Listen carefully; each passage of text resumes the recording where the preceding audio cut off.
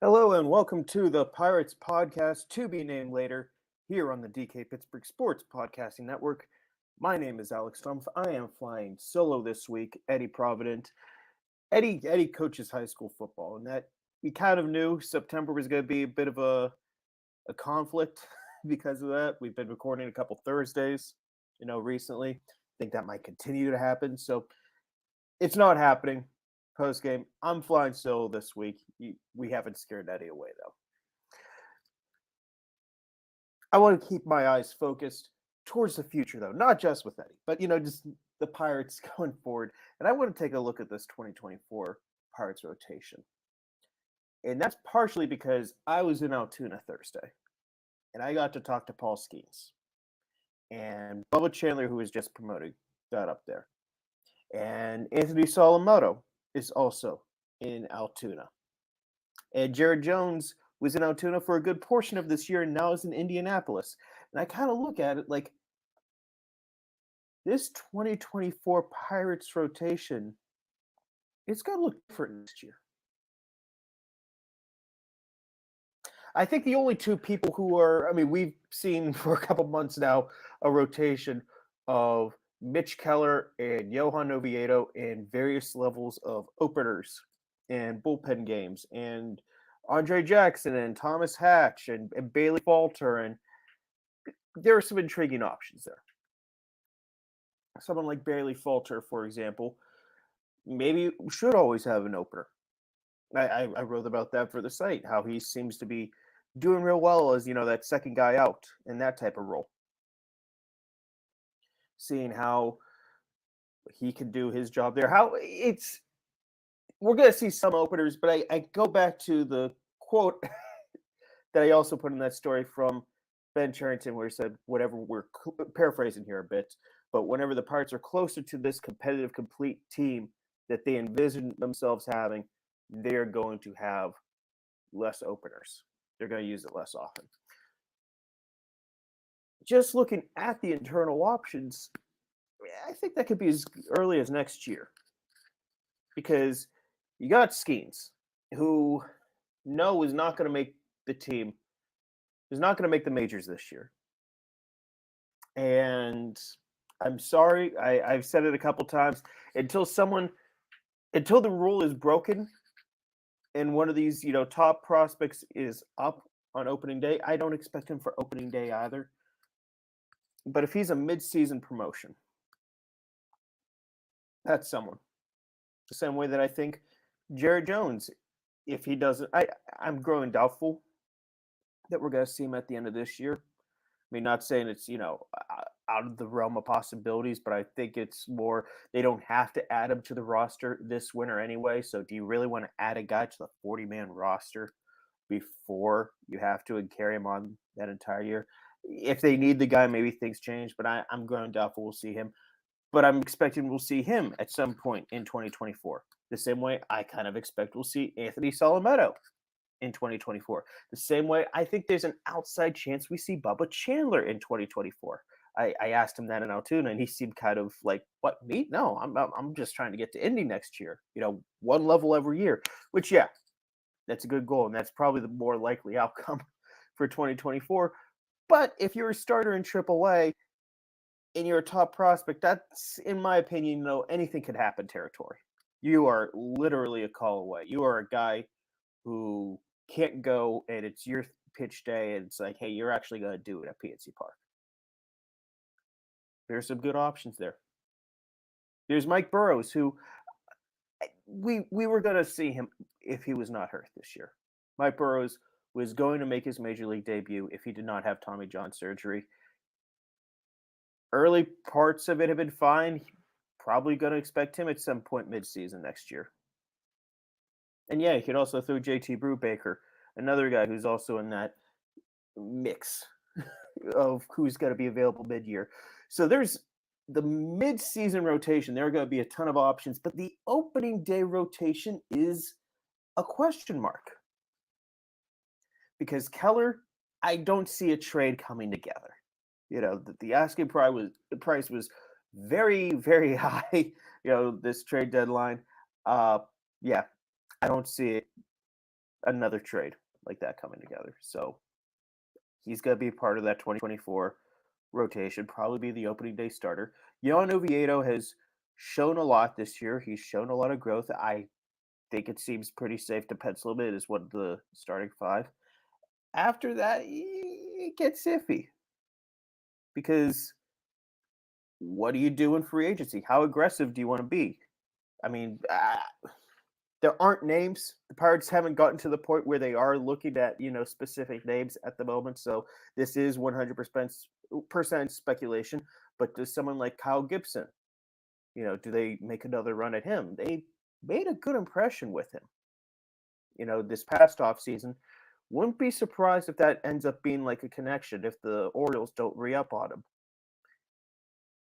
Do they maybe go to a team like the Mets, who have Jose Quintana, might be trying to shed a little payroll, pick up a prospect? Reunite that way.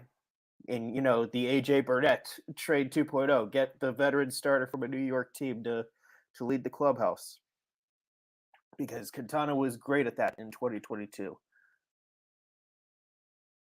I mean, there are options. There are options they could go externally. Internally, I don't know how much this rotation can really improve without until midseason, unless they're willing to forego we'll just not get an extra year of Paul Skenes, the number one overall draft pick. I just don't see that happening. So do you give, Max Kranix, the Bailey Falters, the Andre Jackson some runway to try to do it for a couple months? I mean, they're going to be active in the starting pitching, pool. They're going to go looking for guys. I wouldn't be surprised if they pick up multiple starters the same way that they did this past winter. Again, pure speculation at this point whenever it comes to stuff like this. But there are holes. And there are guys who are going to be available next year, but really aren't now. I kind of look at it the exact opposite of like how this year turned out, where this year it was the first half of the year whenever they had all the pitching depth, they were doing good. And then whenever the injuries started to go mid-season, then it kind of started to fall by the wayside. Next year, I think there's a ton of pitching depth to go from, and a lot of it's going to be homegrown or acquired recently. Even if it's someone like Jackson Wolf, who may not have the same pedigree as Chandler Salabato Skenes, but he definitely has major league pitcher stuff and extension, and approach. So a lot of good stuff there. So do you push these prospects? I don't see that happening, especially for someone like Paul Skenes. As wonderful story be if he was, given serious consideration for the opening day roster. He also only had 6 2/3 innings in the major leagues, and we're going to talk about that a little bit here in the second segment. But it's all part of that 2024 rotation. I think that's a group that is going to get better as the season goes on next year because it's going to be young. You're going to be bringing up prospects, and those prospects are going to get more experience up in the major leagues. It's that trajectory. It's what you want. It's really what they've been building for a while. Like this year, we saw a lot of position players come up. Like we saw Henry Davis, we saw Andy Rodriguez, we saw Leo Piguero come up improper. Nick Gonzalez. We saw a lot of on the hitting side what it could be. I think we're going to see a lot the next year with it on the pitching side. But it has questions for those first couple months. And you know what? 2024 needs to be a year whenever this team competes. And you can't just be fine with, well, they'll figure it out in the second half of the season with that. You can't punt, a month or two. They just hope for the best. So we're going to take a break. Whenever we come back, we're going to look at the Paul Skenes decision. Welcome back to the Pirates Podcast, to be named later, here on the DK Pittsburgh Sports Podcasting Network. Paul Skenes will not throw another pitch in 2023. Pirates have shut him down. This was planned to an extent. This past Thursday was going to be, it was one of those, does he make his last start of the season this past Thursday, or do you shut him down? They opted to just shut him down. It was never really about getting him a ton of reps up in the major or in the professional ranks this year. It was about, look, we're gonna get you used to throwing on 5 days, the travel, what you're looking for, how we do pitch design, how we do this, how we do that, what you need to do with this, what you need to learn about your body. Checking boxes. I'm gonna borrow the Ben Charrington phrase. They checked off the boxes that they wanted to see. So we didn't get to see a whole lot of Paul Skenes, and we definitely didn't get to see him, for lack of a better way of putting it, like at the height of his powers. Like we didn't see this guy, go through a lineup a second time, have 4 or 5 innings in there. Like everything was very deliberate, and that's the only way that they should be in that situation. Everything needs to be very cautious. Everything needs to be, we are not going to screw this up. This is someone we cannot screw up. This is someone that the Charrington, again, I'm going to paraphrase here. He said everything that they've done with him has been with the mindset of getting him ready for April 2024. They've just been working backwards from that. And that seems like the best approach because that'll be his first full pro season. That'll probably be the year that he makes his major league debut. And look, this is a very special arm.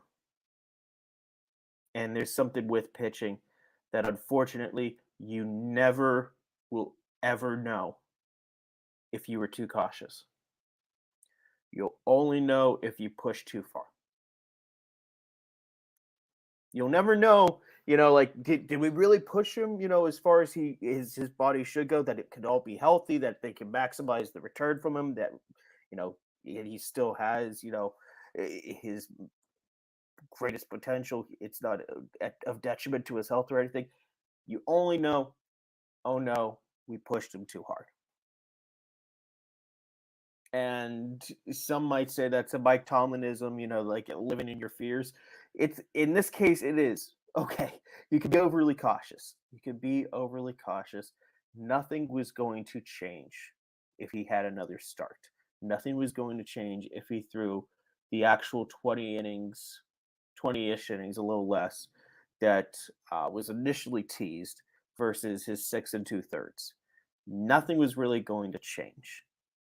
He wasn't the pitches weren't going to develop more. There wasn't going to be this light bulb over his head of the number one overall draft pick and be like, oh, this is how you actually pitch.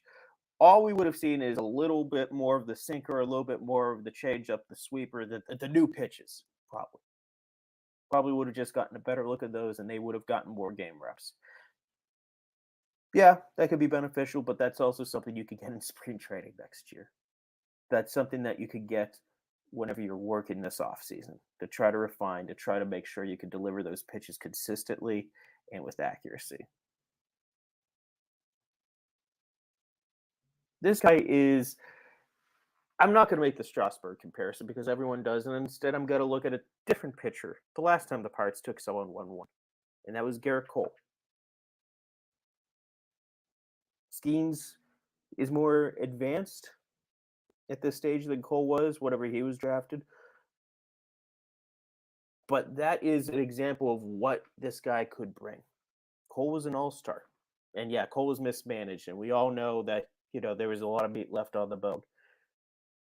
But it's the type of impact pitcher that this organization needs. You can't find aces usually in the later rounds or in trades. A lot of the times for a team like the Pirates, they have to draft someone in the first round early, like they did here. It was the whole argument with instead of taking Davis, taking Kamar Rocker or Jack Leiter. Now that turned out to be a very different case where neither one has really lived up to the Pro Bowl thing, but it was just like the singular mindset of you take the pitcher because this is your one real opportunity to find pitching. It's easier to find a bunch of hitters is who could be average above average-ish. Like hitters, if you have a lineup of, for lack of a better, I've got the Atlanta Braves on the mind because I just got to watch that team. But they've got a couple absolute studs in that lineup. But they also have a lot of guys who are pretty good. And if you have a lineup of just the pretty good guys, it's it's also good. That's one of the big Bill James things. Like a team that has like 26 average baseball players is not going to be a league average team. No, they're actually going to be one of the best teams in the league because there aren't any weaknesses on that team. That's how it ends up working out. So it's, but you need that high upside, and he's got it, and you got to make sure you protect him. So no, there's nothing to look into. It's not, he said something on the television broadcast and that changed. It's not, this guy is, felt something and now you got to panic or anything. It's just, did basically all we could do. And 2 more innings wasn't worth it. And 10 more innings wasn't worth it. And he's done 130 already. There shouldn't be that many restrictions for him going into 2024. Whatever it comes to those innings, he's going to be built up pretty close to what he should be. He had that big jump at innings and he's still standing tall. All right. Run with 2024 because, like I said in that first segment, that is a very important year for this organization. We're going to take one more break. We'll be back in a minute.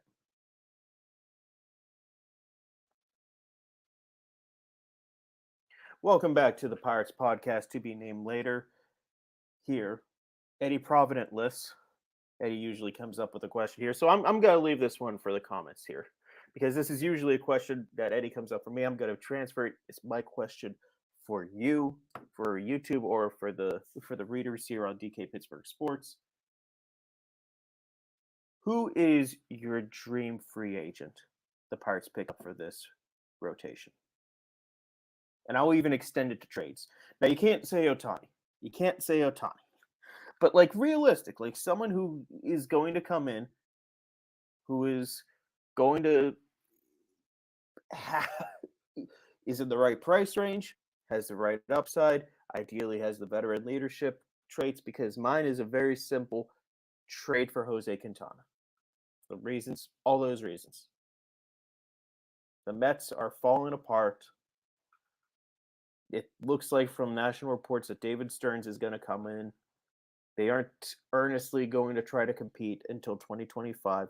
So flip a prospect or two, have the Mets eat a little of that money to make it more manageable, figure it out, bring this guy back in, and make an earnest push in 2024 by bringing in someone who really could benefit, like Roansy Contreras in particular. Like Roansy absolutely loved, Jose, whatever he was on the team. He really tried to model to emulate him.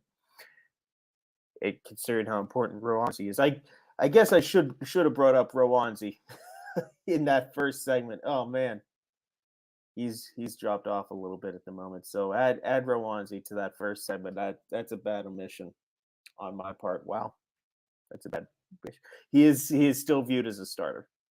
But that's my point. Going back to that first segment. This has been a very stream of consciousness episode of it. This is why we have Eddie on here. Eddie keeps me on task.